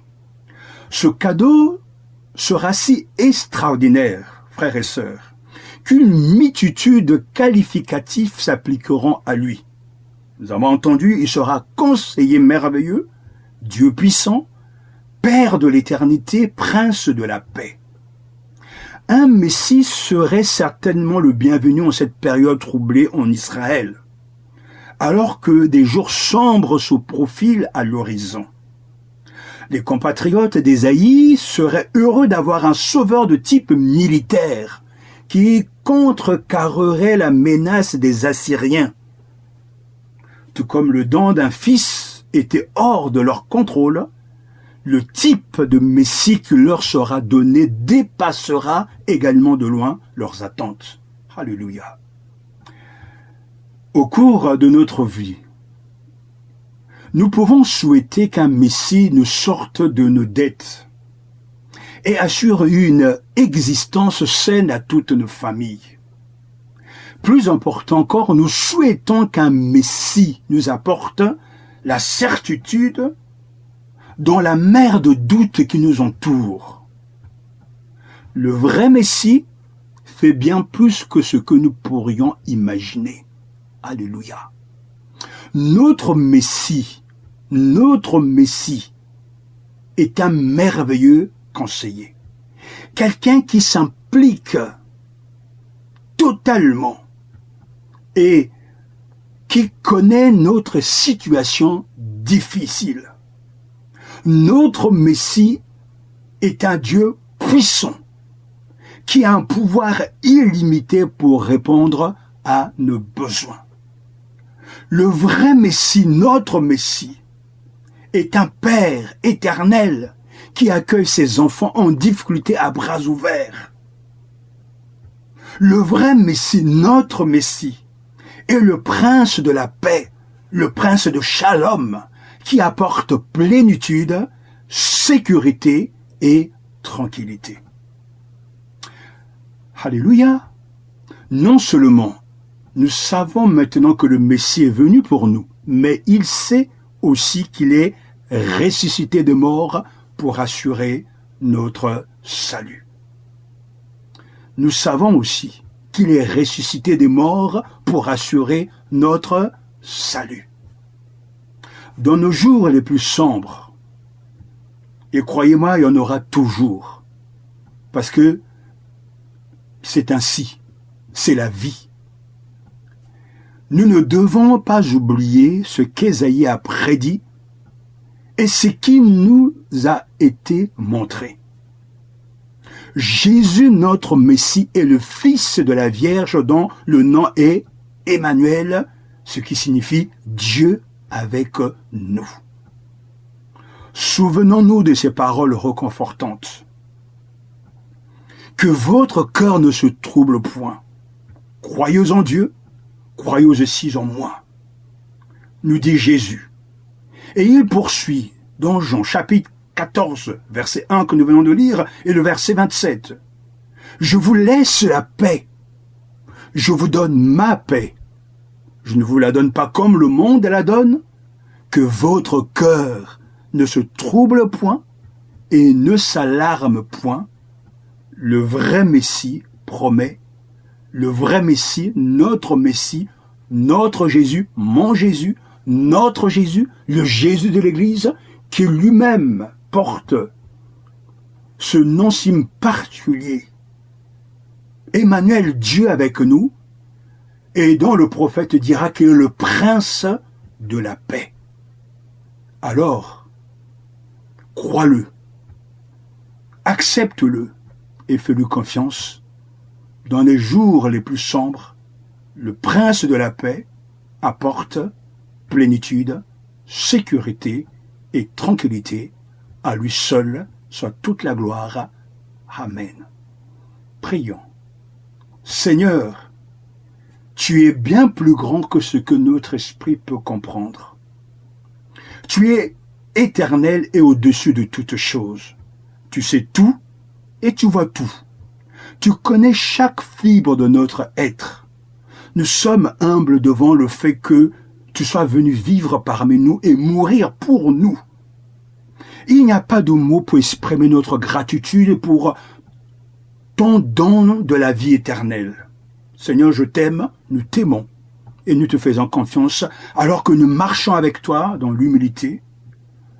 Ne nous lâche pas, Seigneur. Tu es notre repos et tu es notre paix. Sois béni pour tant de privilèges et tant de grâces. Amen. Une méditation de l'Avent. Que la grâce et la paix de Dieu vous soient communiquées au nom du Père, du Fils et du Saint-Esprit. Bienvenue à tous. En ce 13e jour de l'Avent, voici la parole de Dieu, Romains, chapitre 13, versets 11 à 14. Nous lisons et accueillons la parole du Seigneur. De temps que vous savez en quel temps nous sommes, c'est l'heure de vous réveiller enfin du sommeil, car maintenant le salut est plus près de nous que lorsque nous avons cru. La nuit est avancée, le jour s'approche, dépouillons-nous donc des œuvres des ténèbres et revêtons les armes de la lumière. Marchons honnêtement comme en plein jour, sans excès de table ni de boisson, sans luxure ni dérèglement, sans discorde ni jalousie. Mais revêtez-vous du Seigneur Jésus-Christ et ne vous mettez pas en souci de la chair pour en satisfaire les convoitises. Amen. Prions. Seigneur, merci, car tu es notre plus grand bien. Tu es notre Sauveur, notre Seigneur. Nous te remercions pour ta parole et pour cet appel à nous réveiller de notre sommeil. Merci de nous aider et de nous conduire par ton Esprit Saint. Au nom de Jésus, Amen. C'est une chose de connaître l'heure qu'il est. Nous ne savons pas quelle heure il est lorsque nous regardons la montre de Dieu. Nous n'avons pas cette capacité de le savoir. Mais lui seul le sait et nous devons le faire confiance. Le Seigneur seul sait et quand il doit revenir. Le Père le sait et quand il doit revenir pour nous. Paul nous dit, c'est l'heure pourtant de vous réveiller en fin de sommeil. Oui, comme je viens de le dire, c'est une chose de connaître l'heure qu'il est.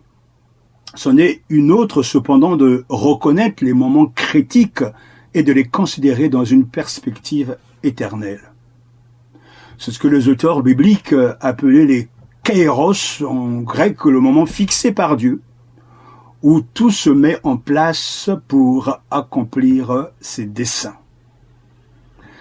Oui, kairos, c'est le temps de Dieu, le temps décidé par Dieu, et ce temps viendra, et ce temps se réalisera parce que le Seigneur y veille lui-même. Bien que nous ne soyons pas pleinement capables de comprendre ou de reconnaître cela, nous pouvons vivre en ayant conscience que le moment présent et la façon dont nous agissons en ce moment sont importants. L'apôtre Paul a écrit la lettre que nous connaissons sous le nom de Romains à une communauté de chrétiens qu'il n'avait jamais rencontrée. Sa lettre abordait plusieurs thèmes, notamment la fidélité de Dieu à travers le temps et la manière dont les disciples de Jésus doivent vivre fidèlement. Il écrivait à des croyants qui attendaient le retour du Christ à tout moment, à tout moment. Ils étaient impatients, comme nous, pleins d'espoir et peut-être même un peu anxieux. Romains donc chapitre 13, versets 11 à 14 regorge d'images et d'instructions détaillées destinées à ceux qui savaient quelle heure il est. Quelle heure il est. Réveillez-vous de votre sommeil, disait Paul, et voyez que la nuit est presque finie. C'est l'heure de vous réveiller enfin du sommeil, car maintenant, nous dit le verset 11, le salut est plus près de nous que lorsque nous avons cru, la nuit est avancée, le jour approche. En cette journée, en cette saison de l'Avent, il est important vraiment de prendre à cœur cette exhortation « Réveillez-vous de votre sommeil ». En présence de cette lumière, il n'y a pas de place pour les actions qui appartiennent aux ténèbres. Le temps est proche, disait Paul, où le royaume de Dieu viendra dans sa plénitude et où sa lumière chassera les ténèbres actuelles. Cela était vrai pour les chrétiens vivant au 1er siècle, cela est vrai pour nous aujourd'hui. La lumière a commencé à poindre. Alors que les gens se revêtaient du Seigneur Jésus-Christ, Dieu nous appelle à vivre différemment, à nous conduire convenablement et à marcher dans la lumière du Christ. Ainsi, nous entendons et nous acceptons ces impératifs divins. C'est l'heure de vous réveiller enfin du sommeil. Dépouillons-nous donc des œuvres des ténèbres, revêtons les armes de la lumière, la foi, la prière, une vie sainte, la louange, une vie sacrifiée, et marchant honnêtement, comme en plein jour, sans excès de table, ni de boisson, sans luxure, ni dérèglement, sans discorde, ni même jalousie. Et la Bible nous dit encore, revêtez-vous, habillez-vous, en quelque sorte du Seigneur Jésus-Christ, et ne vous mettez pas en souci de la chair pour en satisfaire les convoitises.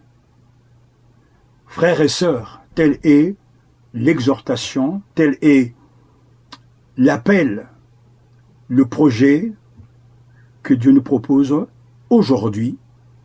Disons oui, Seigneur, moi aussi, je veux marcher dans ta lumière et je veux marcher en me revêtant par la foi du Seigneur Jésus-Christ et en renonçant aux œuvres des ténèbres. Merci de ce que tu vas m'aider, de ce que tu vas me rendre conscient du temps qui passe et guide mes pas, Seigneur, sur le chemin éclairé par la lumière du Christ. Au nom de Jésus-Christ, soyez bénis. Amen. Les méditations de l'Avent. Le Christ ressuscité nous dit encore ce matin, n'ayez pas peur. Et nous accueillons ce bonjour de la part de Jésus ressuscité pour nous aujourd'hui, dans notre cœur et dans notre foyer. Prions le Seigneur. Seigneur Jésus-Christ, merci de ce que tu nous sais bien nous saluer et nous dire n'ayez pas peur. Tant de choses peuvent nous troubler, mais tu nous donnes ta paix et tu nous donnes ta vie et tu nous donnes ton assurance et nous l'acceptons par la foi. Merci pour ta paix au nom de Jésus-Christ. Amen. En ce 14e jour de l'Avent, frères et sœurs, une fois de plus, voici la parole de Dieu. Nous allons donc voir ensemble le psaume 122, versets 6 à 9. Donc, allons donc dans le psautier pour lire ensemble ces quelques versets du psaume 122, versets 6 à 9. Demandez la paix de Jérusalem. Qu'ils vivent tranquilles ceux qui t'aiment, que la paix soit dans tes remparts et la tranquillité dans tes donjons. À cause de mes frères et de mes amis, je dirais donc que la paix soit en toi. À cause de la maison de l'Éternel, notre Dieu, je recherche ton bonheur. La justice du psaume 122, verset 5, ouvre la voie à la paix des versets 6 à 9. Le mot paix, de l'hébreu shalom, inclut toujours l'absence de guerre et de conflit. Il englobe également les notions de plénitude, de sécurité, de bien-être, de santé, de prospérité, de tranquillité, de satisfaction et d'amitié tant avec les humains qu'avec Dieu. Le shalom de Dieu, la paix de Dieu apporte une unité parfaite entre le Créateur et la création. Bien que le péché ait brisé la paix que Dieu désire, cette rupture n'est pas permanente. Le psalmiste a appelé les fidèles à prier spécifiquement pour la paix de Jérusalem, croyant que son destin façonnait celui du reste du monde. Le temple de Jérusalem, où le peuple de Dieu croyait que Dieu résidait, symbolisait l'alliance de Dieu et contenait la promesse d'une paix et d'une bénédiction mondiale.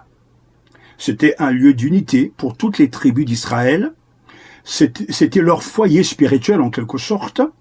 Jérusalem était alors comme aujourd'hui le théâtre de divisions, de conflits et de violences, mais l'appel à prier pour sa paix était porteur d'attente et d'espoir.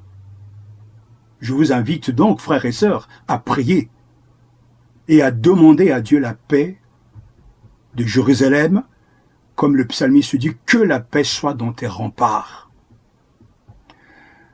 Malgré donc les apparences, malgré les zones d'ombre de nos vies et de notre monde, la paix est possible parce que Dieu est présent.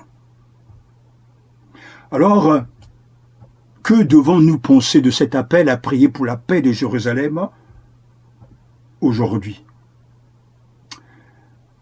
Le verset 6 dit « Demandez la paix de Jérusalem, qu'ils vivent tranquilles ceux qui t'aiment ». Pour y répondre, que nous pouvons commencer par reconnaître le lien que le psalmiste établit entre la prière, la paix et le repos. Nous pouvons aussi prier pour que la paix de Dieu s'installe dans nos cœurs où Dieu réside. Nous pouvons alors construire des ponts plutôt que des murs lorsque la division menace. Nous pouvons réagir de manière réfléchie plutôt que vengeresse lorsque des conflits surgissent. Oui, telles sont les quelques réponses que devons-nous penser de cet appel à prier pour la paix de Jérusalem. Nous pouvons aussi œuvrer pour le bien commun, pour la sécurité, le bien-être et l'intégrité de tous. Nous pouvons vivre aussi comme si nous croyons que la paix est possible, car elle l'est lorsque le peuple de Dieu vit selon la volonté et le règne de Dieu. Les prophètes d'Israël ont parlé de la venue du Messie, comme l'avons entendu, lui qui est le prince de la paix. Alors qu'il préparait ses disciples à ce qu'il allait devoir affronter, le Messie Jésus, notre Seigneur, leur a assuré « Je vous laisse la paix. Je vous donne ma paix. Je ne vous la donne pas comme le monde la donne. Non, ne soyez pas troublés et ne craignez rien. » Jean chapitre 14, verset 27. Frères et sœurs, la paix de Dieu est en nous. Dieu nous appelle à apporter cette paix au-delà de nous-mêmes. Si nous ne sommes pas en paix avec Dieu, nous ne pourrons jamais être des porteurs de paix, des artisans de paix, car déjà notre cœur est divisé et que nous sommes loin de notre prince de la paix. Il est donc impossible d'apporter la paix aux autres. Soyons réconciliés avec lui et aimons les nations, toutes les nations, et prions en commençant par demander au Seigneur la paix pour le peuple élu. C'est vrai que en cette journée, telle est la volonté de Dieu. Demandez la paix de Jérusalem, qu'ils vivent tranquilles ceux qui t'aiment, que la paix soit dans tes remparts et la tranquillité dans tes donjons. À cause de mes frères et de mes amis, je dirais donc que la paix soit en toi. À cause de la maison de l'Éternel, notre Dieu, je recherche ton bonheur. que le Seigneur nous inspire et nous donne les mots pour lui parler de son peuple et de sa capitale. Prions, Dieu artisan de paix, rappelle-moi, Seigneur, que les ténèbres du monde ne peuvent obscurcir la réalité de ta présence et de ta paix. Remplace mon doute par la confiance et ma peur par le courage de porter ta paix partout où je vais, que je sois un artisan de paix dans ma maison, dans l'église, dans l'église, là où je travaille et dans ma famille, au nom de Jésus-Christ. Amen.